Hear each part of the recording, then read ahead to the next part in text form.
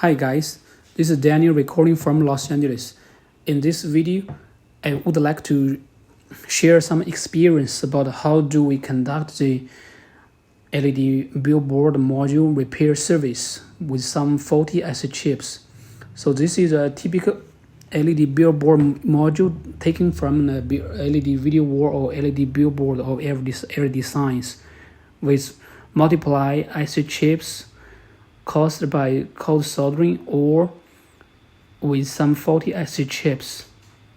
So what we need to do is find the location of the faulty IC chips and remove the silicons and get them replaced with brand new IC chips.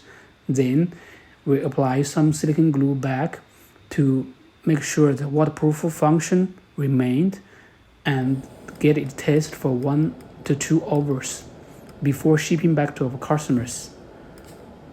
So if you're interested in this service or if you think this video is useful for you, don't hesitate to share with your friends or give us some likes.